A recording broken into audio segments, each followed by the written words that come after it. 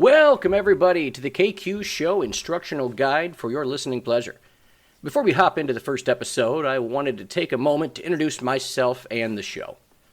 My name's Kyle. You know, I'm just like everyone else. I wake up, screw all the light bulbs back in, and attack the day.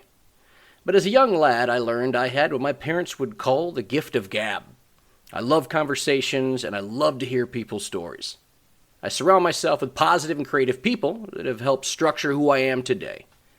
And now, I want to tell their stories. I'll be having chats with business owners, athletes, musicians, artists, and even circus folk. That's episode 5, Chatting with My Ex. The first episode of the KQ Show brings us conversations with Chief Sales Officer of Integrated Technologies. He's a buddy of mine for over 20 years and has a great story. And like this podcast, it took us on an entertaining journey, if you will. And I think we both enjoyed it, and I hope that everyone does. I do want to thank everyone for the immediate support, and I hope that you have as much fun as we did. Enjoy, and please share with others. KQ Show. Welcome in, everybody, to the first ever episode of the KQ Show podcast. So, this episode is brought to you by Integrated Technology, ITG. ITG is your one-stop business solution for services include document management, digital marketing, managed IT services, and voice over internet. So, Very good. My first ever, and the special guest, the man, the myth, the legend. Wow. Came here 25 years ago, over 25 years ago from Venezuela. That's right. Learned English. Became top in his class, graduated a year before me. Yeah, we were in the same damn class. Married for over 10 years, father of 2, one of the owners of ITG, and my personal friend for over 20 years, Sergio Eduardo Castro. Wow. What an entrance. Thank you. What a presentation there. Dude, thanks for being here, You man. did your homework, though. I see that. Oh, yeah. Well, I mean, most of it I remembered, especially you graduating ahead of me. I go, well, he learned English and he got ahead of me? How did that? He didn't even know, and he figured it out. I like the ITG presentation. I like the relationship, calling it out, how long I've been here. I think it's been a little bit over 25 years. But yeah, good job, man. Yeah. Hey, I appreciate I'm you excited to be here. Oh, yeah. I remember our times at Adams. I think I remember you making Mrs. Holcomb cry, though, once or twice. And that was... I don't know if I'm real proud of that, but... That was pretty... I mean, it was comedy at its finest, I would say. For what I understood of it at that time, because remember I was learning English. You were like, I think everybody else is laughing. I think I like this guy. This guy I think has a lot of jokes. I don't know what he's saying, but it seems like he's landing them. What a great time, man. Adams, man. I think I always struggle with that time of my life, but I met some really cool people, at Adams, that will really show me love, man. And I through a time where I thought it was awkward for me, I was 11 years old, 12 years old. I was, 100 pounds wet, 90 pounds wet, I didn't know any English. And at that time, man, I looked at high school like, you got to remember, I come from Venezuela, right? The high school sizes over there are, I don't know. I went to private school too, so like 50 maybe, 60, 70 people, right? I come here, and that's the whole school, by the way. Yeah. I come here, and they're like, oh, this is your school. Here's Adams High School. And I looked at it, and I'm like, what are you talking about? How many people fit in here? Like, this is a college, it's like university. This is a university, obviously, right? And going into that world, man, it was very intimidating, especially in the beginning. That was when I was like the top student of our class. You could tell culturally and socially how my growth how it was going by my grades dropping throughout high school. You found the fun. You started learning English. You go, oh, I gotta do all that shit? Well, you mean C's get degrees? Is that what you said? You mean to tell me that I can go whole 4 letters lower and I'll still get to graduate? I mean, this is... This stuff tastes gross, but I'll try. What's it called? my Beer? gosh. Man, no, when I thought about this, I was like, I wanted to talk to somebody that just has just a phenomenal story. I mean, I've personally worked with you for almost 3 years. Whatever that was, that sprint that we had. Yeah, we don't need to get into details. No. You don't need to start crying. Yeah. But no, I mean, the biggest question that really I have for you, man, is you're probably one of the most positive people, that I've ever been around. It depends on who you ask, that question. But I'm glad that if they ask you, you would say that. So I appreciate that. I mean, I do. I've seen you go through the hardest times, and you fight through that. So, just to get this kicked off, man, just what is it that you do in your daily life keeps you positive and gets you through any adversity? Man, we're diving into this, huh? That's how it is. I love it. I love it already. Yeah. The KQ show. Okay, we're gonna go into this ride, huh? Let's go into this ride again. It all started in 1983. I won't do that. The sun was setting over the mountains. Sergio Castro and Martha Castro. No, we won't go that far back though. That's a great question, and to tell you the truth, I am glad and humbled and happy that you look at me as a very positive person with life. Itself, it's hard to be positive sometimes, but if a little bit of my reputation is that I am positive, I guess I'm doing a little bit of things the right way. When it comes to the question, it's not an inner self question answer that you're gonna get from me. A lot of people will probably say, I read every day and I try to grow every day and I listen to other podcasts that are positive. I try to keep my energy in the positive, and a lot of it is pretty spot on when it comes to yourself, your inner evaluation, I guess, of yourself. I believe, though, a lot of it is my environment. The people that are closest to me. Because any positive person or that they think they're positive, they're not positive every day. And I think having the right, friends, family, and support to kind of to pick you up when things are not, that positive is very important. So, I put a lot of emphasis on the people around me because they really do drive me to be positive and to look at myself and try to grow and have a good energy around me. For sure. I mean, you have the same. I believe you have the same problem, KQ. I mean, your positive energy. It's a good problem to have. It's a good problem to have because it allows you to reach people, right?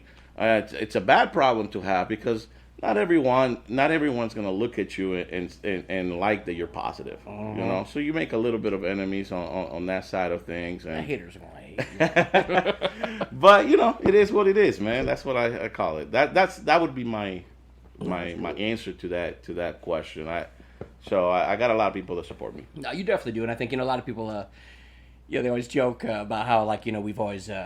I had my little party crew and you your party crew, and man, growing up, that was great. That was great. Our powers combined shouldn't ever have been combined. There was some dangerous nights I end up randomly lost in Michigan, sitting on a curb. Me and Hector sharing some 24 Bud Ice. I'm like, where are we and what are we doing? Yeah, man, we've had some great times. We had some great times with, especially when both the crews are together. It has been a long time, but I think a lot of people have grown and got kids and married, or there's other their other endeavors, and that's how I look at it, I guess. What do you describe happiness as? Man, what a question. My answer to that question has evolved. I don't know if I can call it changed, because some change is good, some change is bad. I like the word evolve. I think my happiness has evolved through my years. believe it or not, I came into this country in 1996. I was 11 years old, and I was a scared little kid. I started, at Adams High School at ninth grade at 11 years old. That was probably one of the biggest secrets. Not secrets, but one of the biggest secrets that I was able to keep to myself until after everyone graduated. Like, I think people now look at me and they're like, "Oh yeah, Sergio, I remember you." And I was like, "Yeah, man." I was so young through my high school years. I was not able to go to parties or I remember getting my driver's license at 16, and I was a freshman in college. So I couldn't even drive a car through high school. What a handicap, that was. I mean, but did you know that? I think I've told you that before. Man, I remember I just remember you were so young, and we were rocking pretty much like freshman, sophomore, and then all of a sudden, man, like I think you like just disappeared, and I was like, "Well, he graduated. It doesn't make any sense. The math's not right. I'm not real good at math, but it's 4 years. I'm on my fourth, and he's not here. So who do we have to call? Because something's wrong." So a lot of people ask me like, "Sergio, how did you do that?" And I, like you said, I'm from a South American country called Venezuela. I was born there. School at that time in Venezuela was very, very. It's a lot of work. I mean, they introduced a lot of subjects very early. So, when I moved to this country and absorbed this culture, I was kind of a little bit ahead of the game when it came to the educational system, right? But don't worry, it all catches up at some point. So yes, I came here in 1996. We go to the South Bend School Corporation. They had this test where it's kind of like a placement test where hey, okay, so you're 11 years old. Let's see where you are with mathematics and English. At least that's what happened back in 1996, and I tested very, very advanced. I in mathematics and English, I didn't know any English, so I couldn't speak anything. So what they decided was to put me in ninth grade because coming from Venezuela, I was supposed to be going in I was supposed to be a senior in high school, about to go into college. So I would have been in college at 13 years old. Is that is that a norm? That's not a norm in Venezuela either. My mom had the chance to choose whether I skipped a couple grades very early in my educational career, I guess, because of some advancements and some of that I was able to do very early in my life. I was able to skip kindergarten, first grade, and go into second grade at 4 years old. And from there on, I was kind of the youngest at everything that I did. Coming here into the United States, and I even though they held me back a little bit from my trajectory, I was still very advanced, right, very young for my age to be in that grade and so on. So my first 2 years in school, in high school here, was very culturally difficult because I didn't know the language. So Adams was real big into English as a second language. Man, they had a great program at that time. Yeah. They had a great program. We had a great soccer program.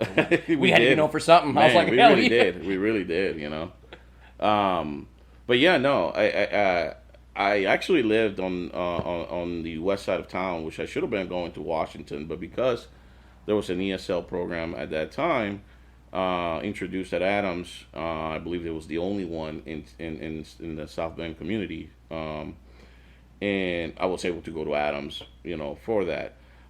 Which, it was great because I was able to meet a lot of great people, obviously, and but it had some challenges early because of where I was versus where my family was living versus where I was going to school. So as I grew up, and I met more people and great people and good people and also bad people, it created a conflict in the neighborhood that I lived in because I was going to a school that was on a place on the east side of town, which That's crazy. I didn't think that'd be a thing. Like, oh, you go to Adams? you know it wasn't I wouldn't think it was it wasn't a Adams situation, more of who I associated with at that time from that side of town. Which, think about it. I mean, that's so crazy to me to even think that was a situation. Created some bad moments for my family. I'll tell you one of them. My house got shot up a couple times because of situations like that.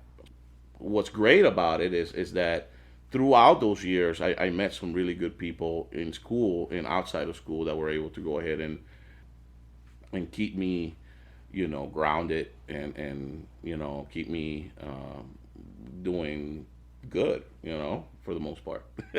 No, it makes sense. It makes sense. No. For the most part, because No, that's weird to think that that there'd be that type of like a dichotomy against from different parts of town. Like that's weird to think that. Man, yeah, I think that it's one of those things that you see everywhere, man. Crazy, man. That isn't it. A lot of it was just tough during my high school years, man, and a lot of it was because I was learning a new culture with a new language. I was trying to fit in. I didn't know who I was. Yeah, I mean, man, I was so young. I had to accommodate to the environment that I was put in, and trying to understand it at a very young age. I don't think I did a very good job at that. So, growing up, I was I come from a very very stable family, Christian values. My mother she's a very strong, professional woman. She demanded the best, not just out of me, but my sister. Once I got here, trying to mix the culture that I was in, where school was everything, and then you enter into this culture where it's a little bit more free here. Trying to figure out where I fit in, right? I couldn't fit in high school too much in some groups because I was too young to understand what they were even talking about, experiencing. So I deferred to a lot of younger friends, that I met in other places, like church or at that time I remember my mom was going to this program at La Casa de Amistad where it kind of helped her learn English, and then she would help someone else learn Spanish. And we met this family who basically became, part of my family for, since until now. They became a big value. They became a big value to me because of they instilled some of the good values in this culture early when I came here. So, I will always be in debt to that because I feel like without that type of help, it could have easily gone worse for me.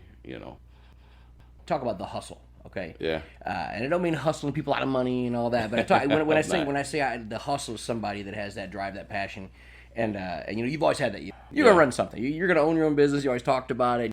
Is it family driven, or was it where did you find out, man, your work ethic and your hustle? Oh man, that was late. That was late in the game.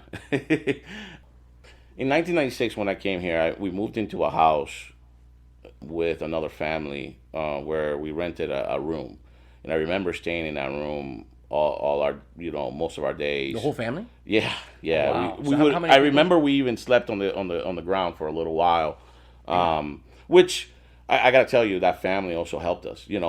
Throughout my conversation with you, you're gonna see a lot of people that I talk about, and this is why I say, why I stay positive is because my environment has always been positive. A lot of people have helped me and my family, and going back to that story, yeah, we lived in that house. I don't know if it was like for a year, 6 months to a year, where we just rented one bedroom. You say we just. How many people then? So my sister, my mom, and my father. So four of you in one. Four room. in one room. Yeah. What was the room size? Would be like, I would say half of this. Dang. So you're talking. So basically, you all four lived in pretty much a bedroom almost. Yeah. No. That's what it was. No. But I think I was angry through this time with my parents a lot because we came from Venezuela, and we didn't come here to we were well off in Venezuela, So me coming here, to me, it didn't make sense, when I was younger. Mm-hmm. It's what happened, right? So when we got here, I was introduced to not only a new culture but a new lifestyle, right? Mm-hmm. Which I didn't like, because we come from a place where we have everything. A bedroom? Yeah, we had two houses, Damn. We come here and we're in a bedroom, waiting for my dad to get out of Taco Bell, at midnight, Man. so he can bring, the leftovers, from that day. Wow. So, and did that happen a lot? It didn't happen a ton, but it did happen, But we had a lot of, like I said, man, even though at that time I was so angry, we really just we really had found the right people always that wanted to help out, Mm-hmm. I talked a little bit about La Casa de Amistad. They had programs where they would buy us groceries, every weekend, so we would go there all the time to get groceries for the week, Yeah. My dad, made $4.50 or something like that, an hour. So, being part of the community at that time, we really just found a lot of help from the community, resources, as well as people around us really just wanted to help out, and so that it wasn't as bad as my younger self maybe was looking at it as, because I became angry because of that, and I will always be, I will always apologize to my parents because I don't, at that time I don't think I was a very grateful child, like. To me, it was tough, but looking back at it now, it kind of gave me a little bit of the grit Mm-hmm. to find, that hustle that you're talking about. But again, that didn't happen until I was later. Mm-hmm. Again, like later in my 20s, because throughout my 20s, I lived life like it owed me something, thinking about the future past the same day was not existent. I was way too mature educationally growing up, right? Versus too immature, in life, Mm-hmm.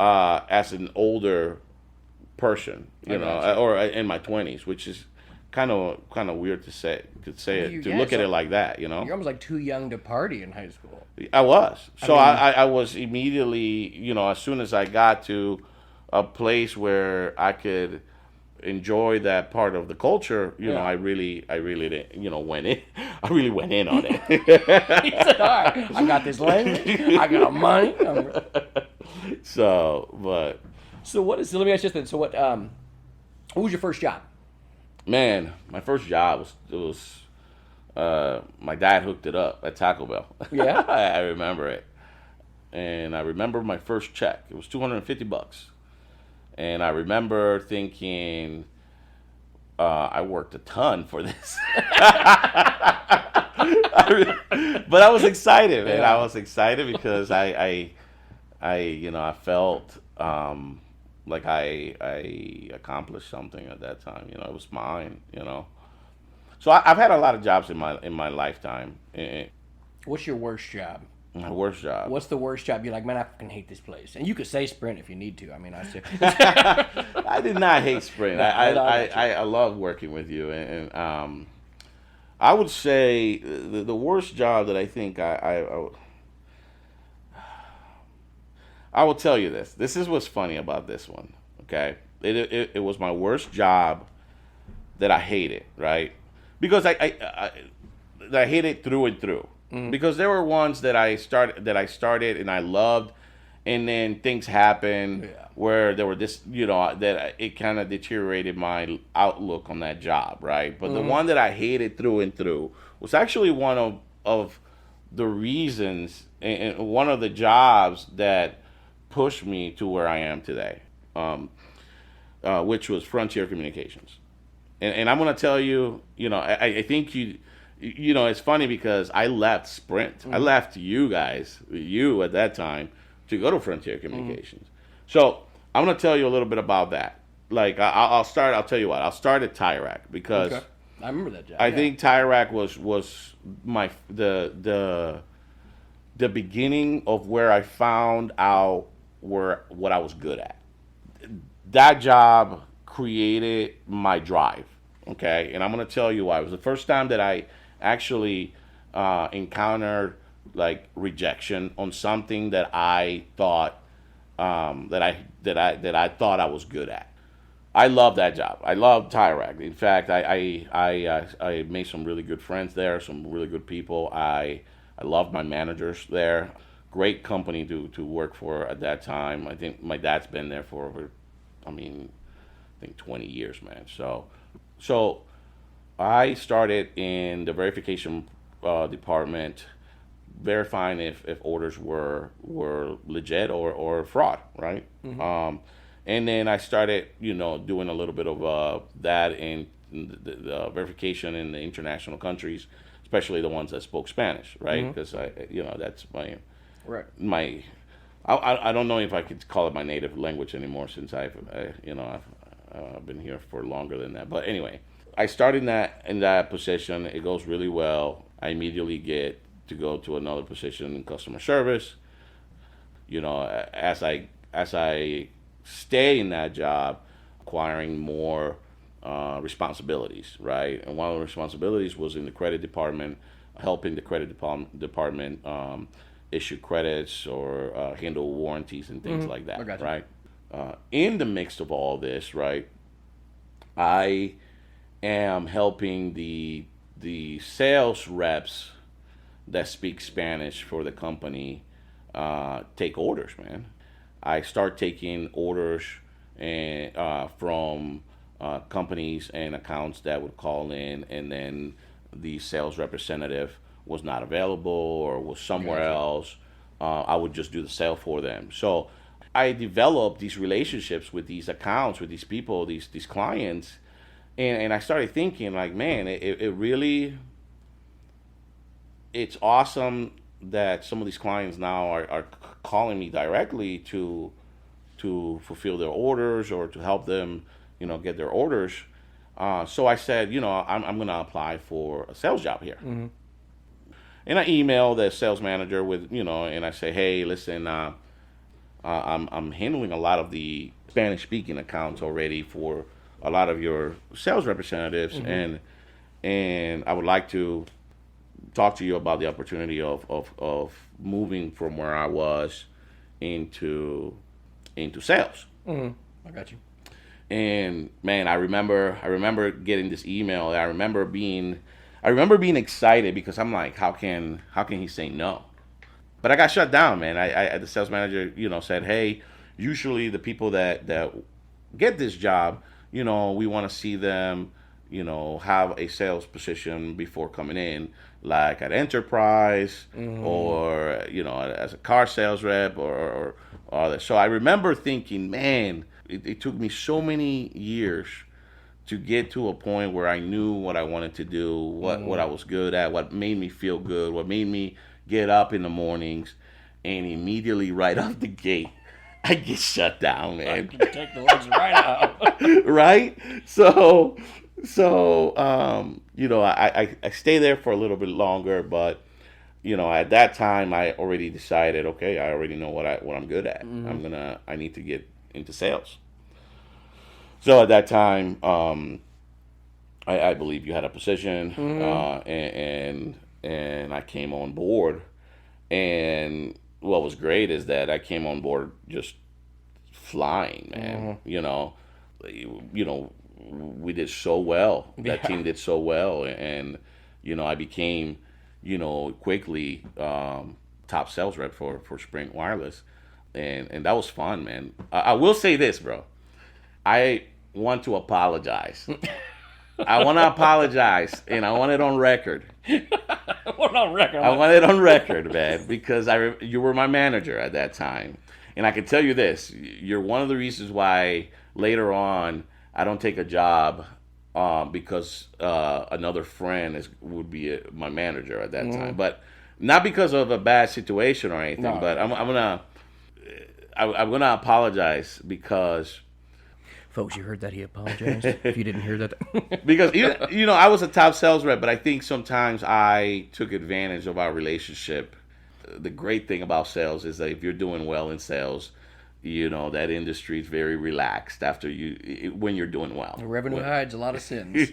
Exactly. But when you're not doing well, then it tightens up on you. Yep. Yeah. So, but I remember you, when you were coach us and would try to really give us, the tools that we needed to go ahead and be successful, even if it was corporate driven or down the line.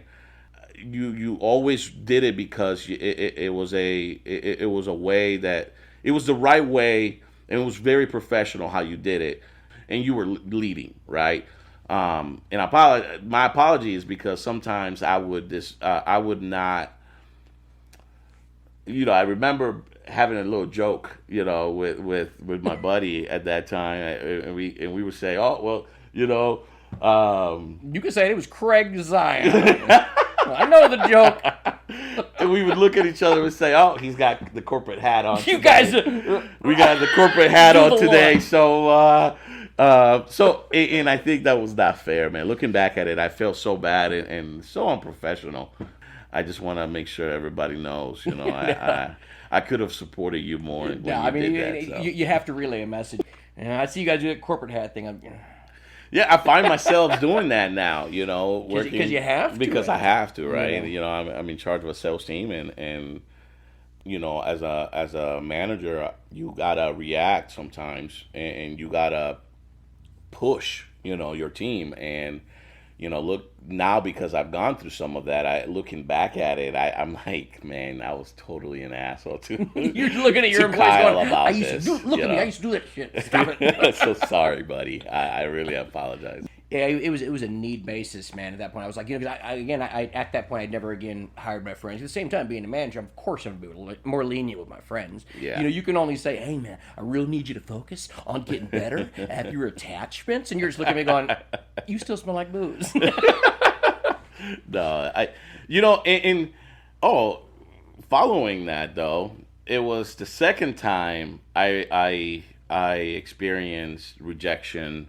When I wanted to grow inside the company. So, because I felt like, man, I felt like sometimes that I had some really good leader tendencies that I can help out and help other people grow, but I never got it, man. I never was able to, I don't want to make excuses for that because I probably also was not ready for them. Now, also looking back at it, but I remember the second time I got rejected. I remember coming to you and saying, "Hey, man, I like to maybe start holding some roles within the company that allow me to to look at myself past, the right now. I want to grow within the company. And I remember you going to our manager at that time and, vouching for me and giving me a leadership role, which, I was given, but, it was never taken seriously to a point where, that path was made for me, or it was a lot of me too, probably in my growth. But I really wanted to stay at Sprint for a very long time, because I saw a lot of growth there. But I believe that the manager that we had at that time, maybe didn't see it in me at that time, and to no fault of his own. I'm sure he had his reasons. I'm not here to say. Not here to say. I'm not here to say whether he was right or wrong. But I remember, thinking, man, like, I'm leading in sales. I'm one of the top salesmen in the district. I'm here. I feel like I'm giving it my all, obviously. I was not looked at as, I guess, management material at that time. So, fast forward. And it wasn't like I was unhappy at that job. I think that job, when I left, it was because I truly felt like I was as high as I was going to be. Yep. And I needed to go ahead and maybe step out of that and find another challenge. I want to go back to your question. What was the most hated job that I had? It was Frontier Communications, and not because of the people, not because of even the job. It was more because I was doing something that was not my passion. When I took the job, I was under the impression that I would do a little bit of sales, and as well as a little bit of being a tech. So I said, you know what, this is great. It allows me to be in technology. It also allows me to sell and also learn on the tech side. Gotcha. And I can become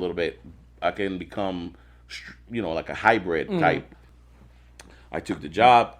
I met some great guys, some guys that are still call my friends, obviously, and but I just was never happy there, man. I was never happy because I was not selling, and all I wanted to do was be in sales. So fast forward that job, I ended up, I lived in this area where one of my buddies, 15 years before that, lived, and he was a neighbor of mine, and he came to me one day and said, "Hey, man, I have a sales position, at this job, but you'd be under me, And I remember thinking, I hate my job. I want out, but I remember thinking, man, I have done the work for one of my friends, and I decided to not take the job. So I kept working, and the same buddy came to me and told me about an opportunity at this technology company. Long story short, I took a position there as an account executive, selling document management products. It was the first time in a long time that I got to a position where I was like, okay, like, this is what I've been wanting to do, Sergio. Like, now, you got to go out there and see what you're made of, right? It was the first time that I was given the opportunity to see, hey, you're doing, B2B, business, sales, was making great money. It was the first time that I felt, the sense of like, man, this is great. As I'm telling you this story, I think you see a pattern, right? I always tell this. Somebody said the other day, Sergio, you need to stop. Like, I feel like you're going way too fast. You don't have time to sit down. And I feel like, man, if I sit down, I feel like I become my worst self. Idle hands are the devil's playground. Yeah. So with that, I found a new grow. I was growing in this position. And fast forward to a couple years later, I have the opportunity to go with a couple of buddies of mine and build a new technology company together, which we ended up doing. Oh my goodness, what a great job of really summarizing the process that actually took. I really shortened that story up without going years in the making. Wow, yeah. What a great! I mean, come on, you got to give me a little bit of. That was you just jumped to conclusion. You gotta, boom, boom. Well, that was good. You gotta give me a little bit of credit on that. I totally avoided all details and that's good. And I got to the point there quick. So, but no, and now we're a growing company and I'm growing myself and every day. Try to be self-aware of my good habits, my bad habits, and positive energy and positive being a positive person and is contagious, and it allows people to question, hey, he's so happy sometimes, or why is he so positive? Even sometimes when I see him, when things around him are falling apart, so a lot of people ask me that, sometimes, Sergio, sometimes I freak out, right? Like any other human. I think we all do. Oh, we all do. Right? But there are times where, if your back's against the wall, right? There's no safety net. I feel like that's when you find out who you truly are. Yeah. Ever since I've been in this journey, in this entrepreneur journey, it has allowed me to know my deep strengths and some of the deep weaknesses that I was avoiding for years, But what a great journey, though, not knowing the language, not knowing the culture, to to having the opportunity to grow something in the community, be a positive reinforcement, and maybe help some of the kids and people that are growing, that want to grow, Yeah. And that's big, man. And that's not talking about it. Now, because of the right choices or the hustle and the sweat and tears, it allows you to put yourself in really great positions to insert help and insert some of the things that you talked about, growing up. Like, hey, I want to help my community. I want to be a positive reinforcement. And that's crazy that you bring up community, because you go from you're talking about somebody that, you're born and raised with community, and now you're co-owner of a company that's mission statement is we pledge allegiance to our community. Yeah, man, absolutely. That's great. Look at that transition. when you talk about what you learned and where you came from, you put that in your first sentence of your mission statement and that's huge. I love that you caught that, man. Yeah. That's huge that you tie back. That shows that your core values are into this company and your passion is, and people see that, so it's not just a statement that you say, it's something that you believe and you practice. And I think, again, I have the right people around me, from great business partners, clients, to great friends that support us, support me. Here's the thing: you have to make this decision to follow whatever dream or whatever you think you're good at, whatever goal you might have. You have to make the decision. But they really don't talk about the relationships around you that are key influences in that pursuit of whatever you want to call it, happiness, pursuit of success, pursuit of the American dream. The American dream, whatever you want to call that, right?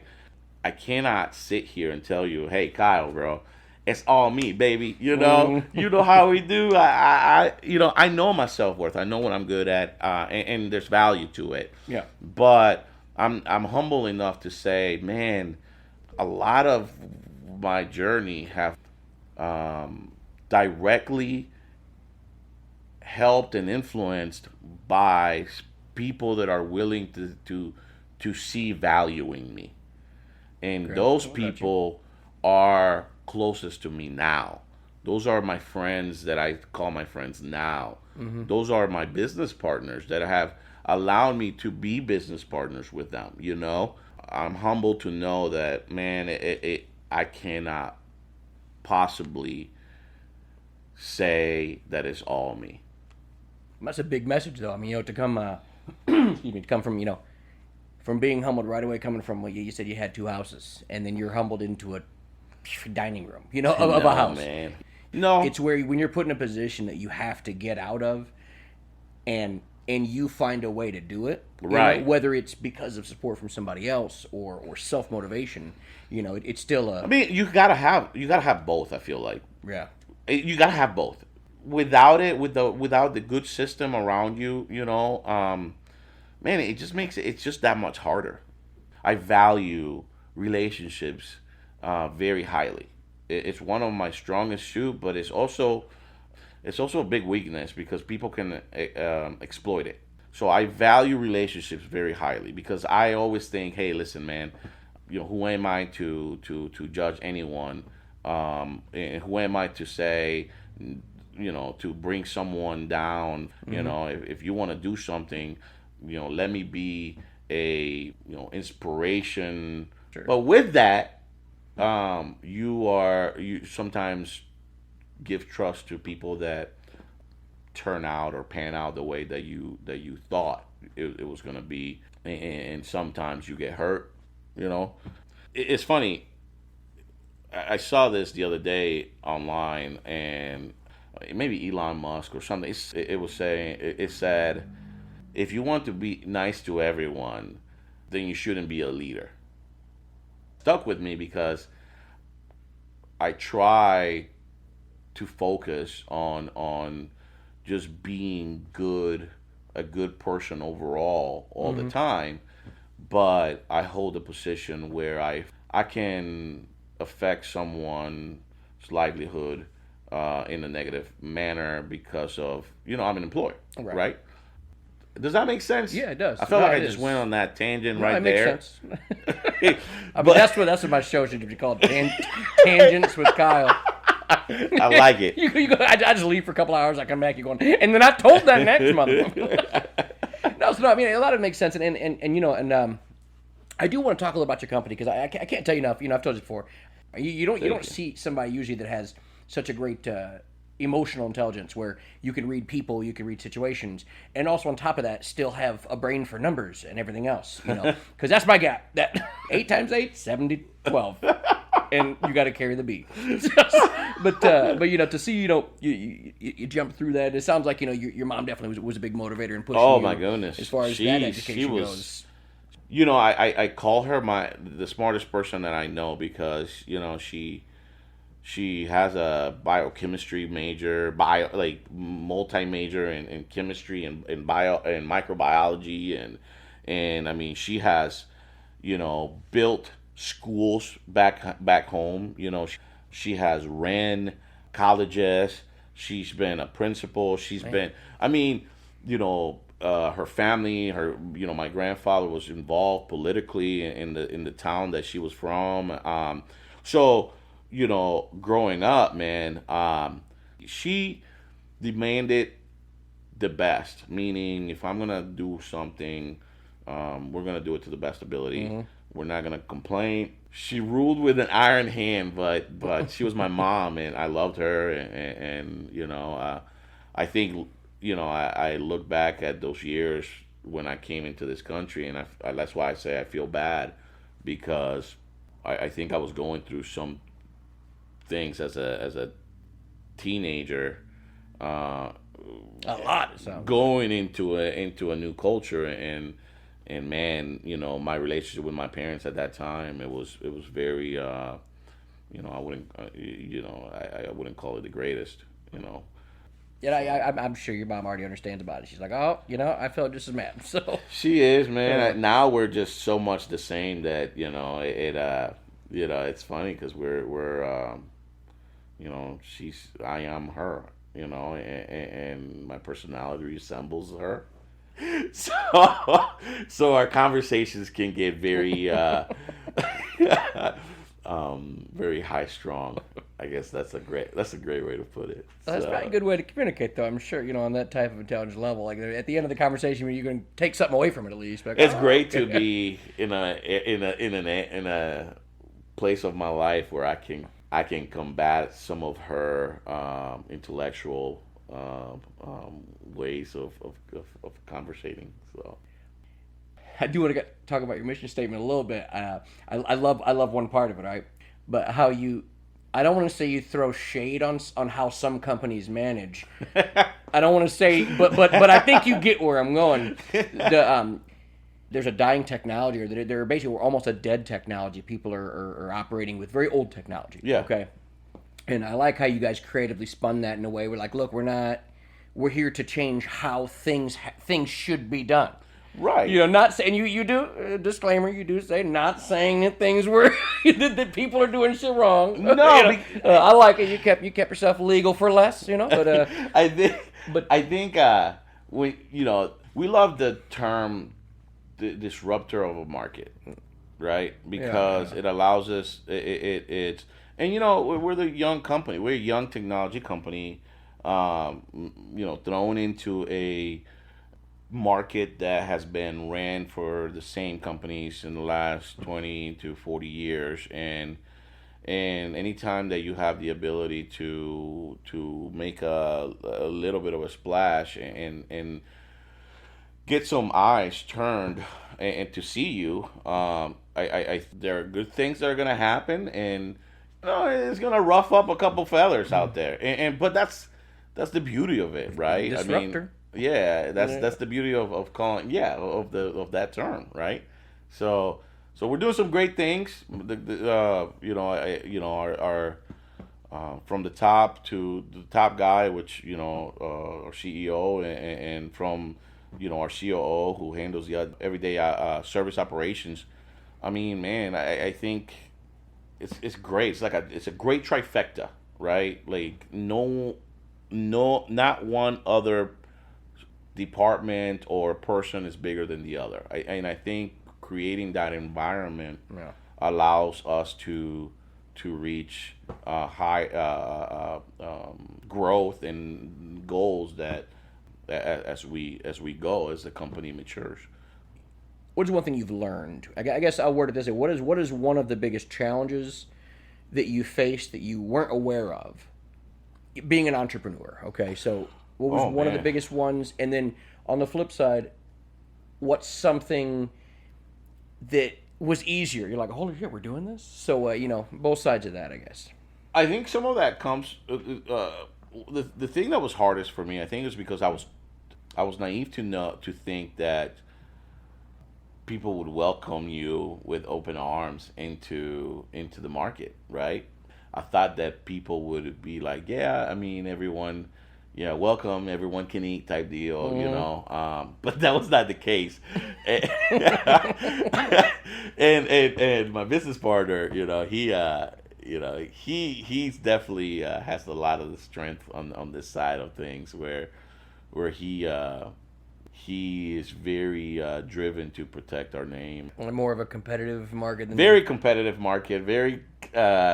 It's not just ring a doorbell. I don't even want to say cutthroat. I thought that was so cliche. You are creating trust very quickly, and we have to create a product and service that makes people think and evaluate their 15 to 20 to 25-year relationships with other vendors. So you're breaking up marriages is what you're doing out here on the streets. Right?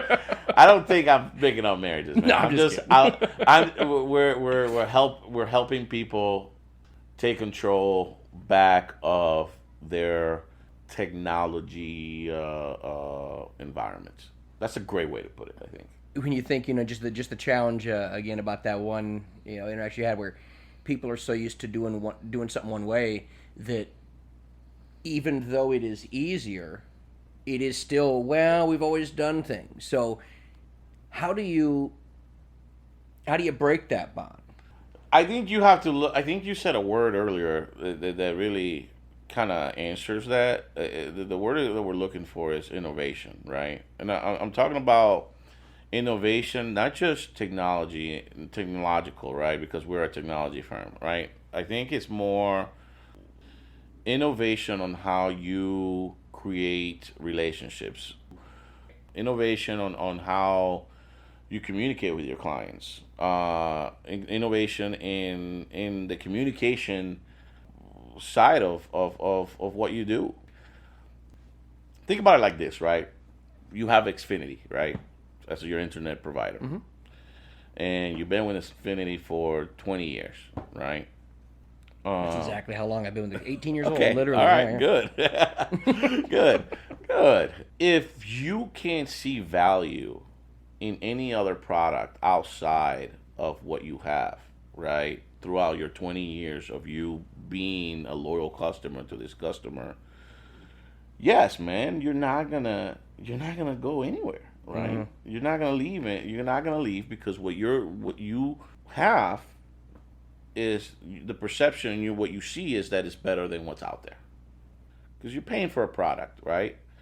So what has Xfinity done for you, right? What do they do? And this is maybe a terrible example, but for example, I know that Xfinity because I know that Xfinity sometimes gives you a HBO for a couple months for free out of nowhere type deal, right? They're creating value to what they're feeding you, right? Or what they're giving to you, right? That's your vendor. If another company, if they want to have a prayer at having your not just your your business, but just your attention, right? They're gonna have to be able to create a product, a service, and an environment, right? Mm-hmm. That is going to make you question what you have. Okay. No, it's huge. I mean, I watch you guys on LinkedIn and everything else. I'm always seeing you guys. I like that, even when you had the long distance handshake, even during COVID. I like What it a though. time, though. What a And time to to think, be. man, I was concerned, man, because I think and I'm not 100% sure on the stat, but they were talking upwards to over 60% of a lot of small businesses failed during COVID, even if they took advantage of that the loan that was offered by the government or the funds or grants or whatever. But, Yeah. you have to see it, and honestly, to see a company that does IT for businesses, Yeah. it might not even been allowed to be open. Yeah. To make it through that as a small business was huge, and especially you guys just December, your 3 years, right? Yeah. Yeah, so that's huge to make it that, and through, so basically you're talking about 70%, about almost 70% of the entire time you were open was all through COVID. Yeah. I mean, that's yeah. What a to make it through that. That's enough to say no matter what, man. man. That's yeah. I mean, we were fortunate, and I definitely don't talk about enough about one of my business partners that is in charge of the overall operations of our company, of some of the decisions that he had to make at that time as our CEO, and how important those decisions were to maintaining our projections of growth.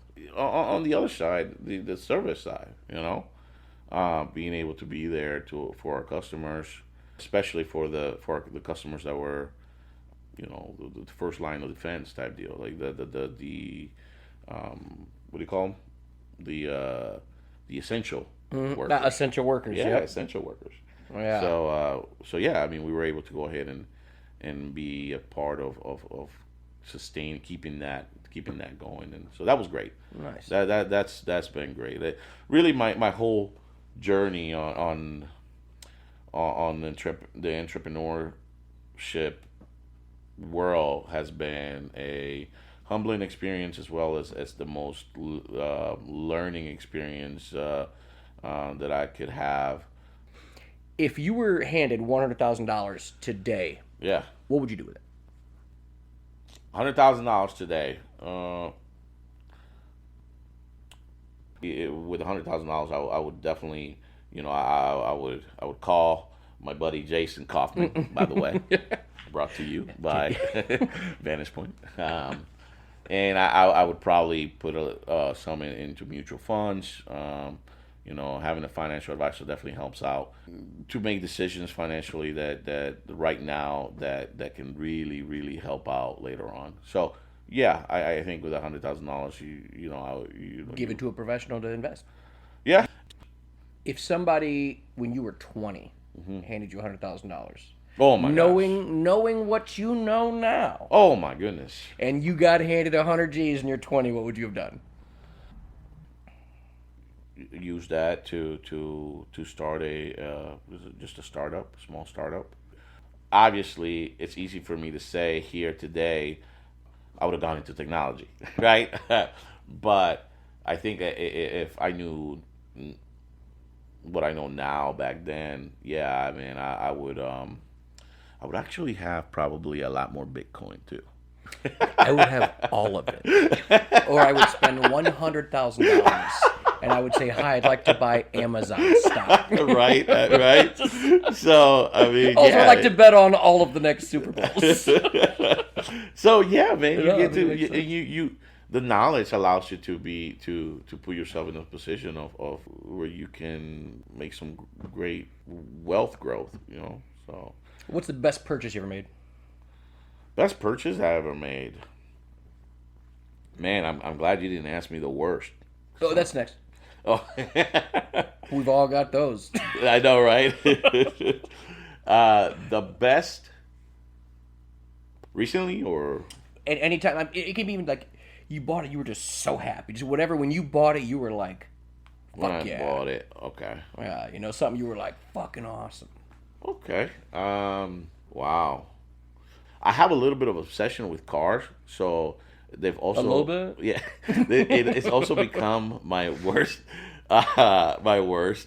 purchases You just keep because rolling over. He's like, well, I'm I paying just- $700,000 for this Buick Regal. because I will say this, I don't lose money every single time that I change vehicles, and I've been known to change vehicles a lot. I think growing up, I think my dad being a mechanic, being around cars all the time, I just kind of created that bad habit. So blame my dad on that. So I assume the worst purchase was probably a vehicle. Oh yeah, a vehicle, maybe two, maybe that time you three had- at the same time. Time you went half on that Wave Runner. Yeah. Oh yeah. I think I still own that Wave Runner I think you somewhere. do too, didn't Yeah. you? Go, I think I have a Wave Runner. I think still own one. Thank you for reminding me that, but you're right. I gotta ask some people about that Wave Runner. I got a loose Wave Runner. Yeah, man, that's right, man. I gotta keep these assets together here, See how much that's worth right now. That's a great purchase, though. No. Nowadays, because I'm a father, anytime that you can purchase a home for your family and keep them fed with a roof over their heads, I think the accomplishment that you get from that, it's always going to be high. But if you ask my wife and probably my daughter, they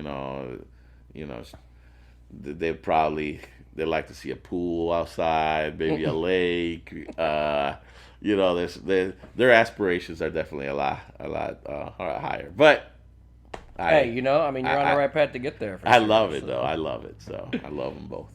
So every episode I want to do this too. Want to have you explain basically a story about us. What's one story that's something we did together, whatever else, just one story man. that you can explain about our relationship or something that happened.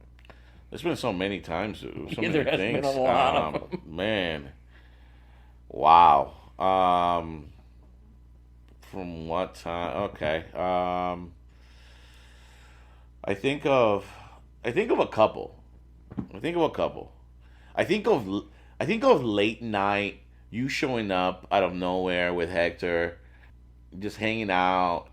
I remember our New Year's, linebacker. I remember Plywood Paradise, absolutely. They put basically, for the list, they basically put a piece of plywood over top of the pool table, and Serge would go get shots, but not shots. He would get a 32-ounce pitcher of shots and just line them up, dude. I would be like, funny. what? I think that was one of the nights we ended up in, I don't know, Michigan or something outside of some dude's house. That's great, man. What a great times those were, for sure, Dude, I worked for 10 years.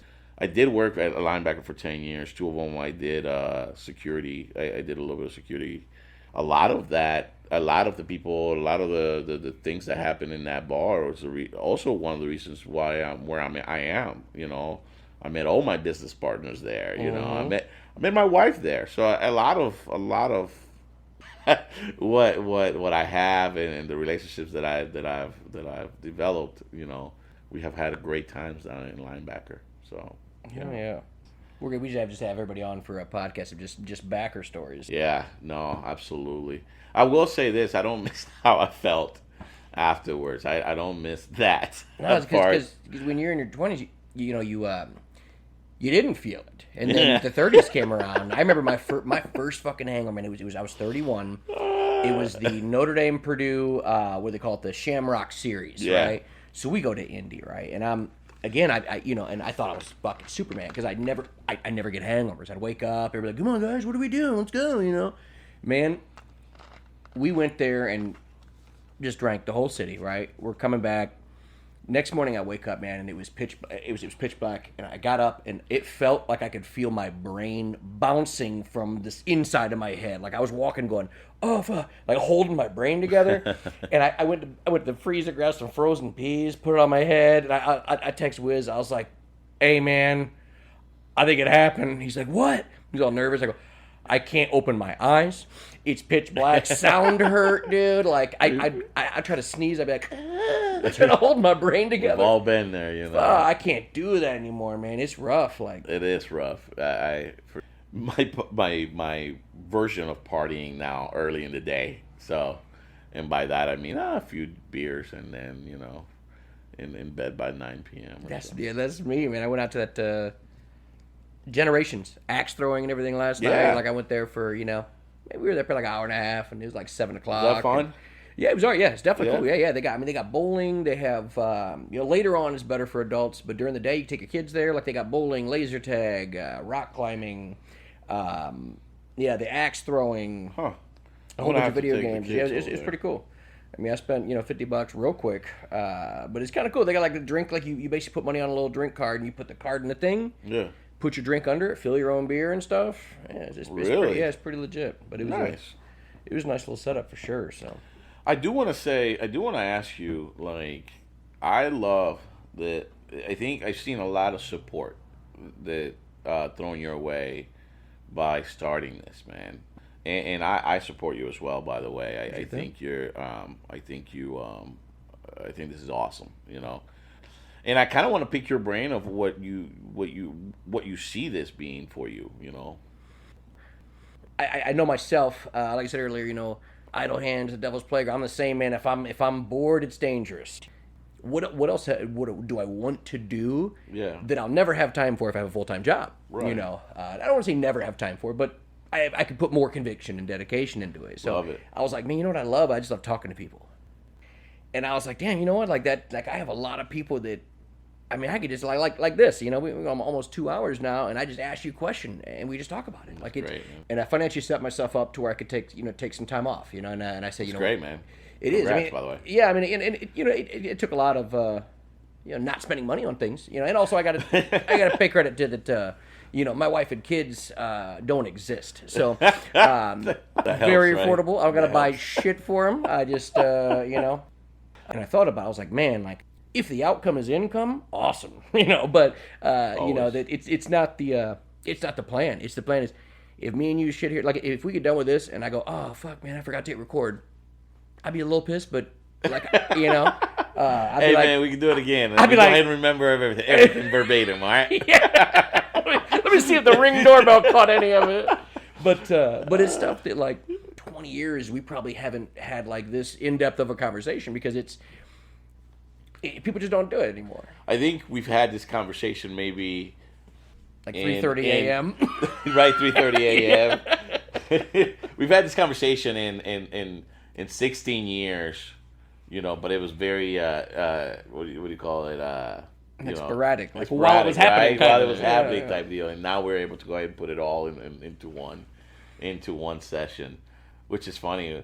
You talk about 3 o'clock conversations. I remember one night you guys came over and we were we were at the house and the old house, and we were attempting to freestyle.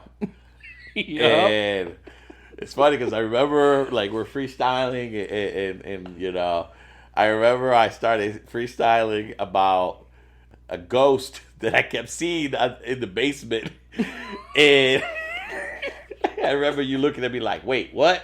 like Hold on, is there really a ghost? Is there really a ghost out here? Is this a I'm rap? like, I see you in the shadows. I don't know what he wants from me.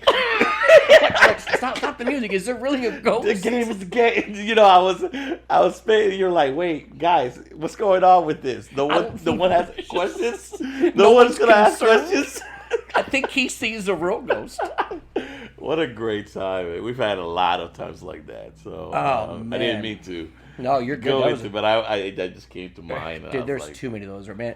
I tell you what, Hector, man, he's got a whole catalog of dumb stuff. Man, Can I give a shout out, by the way? Yeah, you sure can. Yes. All right, I'd like to give a shout out to my boy H, KD, Jason Kaufman, Nathan Anderson, obviously, Jameson, Jeremy Klein, and anybody that I left. I apologize, but I still got love for y'all. Good deal. Because if I keep going, I think you're gonna need another podcast session. Yeah, if I keep going of all that, people just don't want to hear about all that. They don't want to hear. You went for an hour and a half. No, yeah. A third grade teacher. People.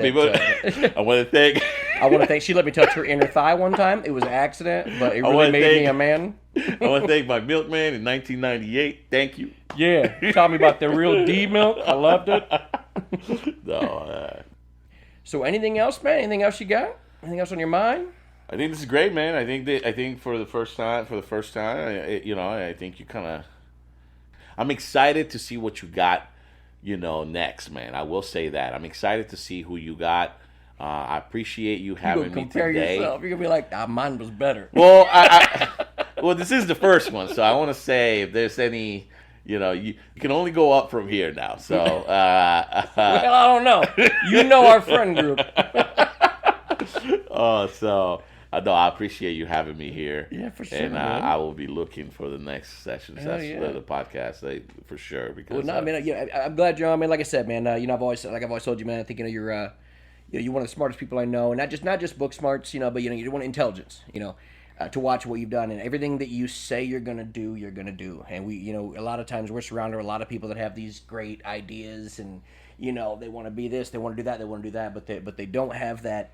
I mean, for lack of a better term, they don't have the fucking balls to do it, and to see you talk about, go through those steps and make it, and man, but you kept that. You were one of that supporting cast.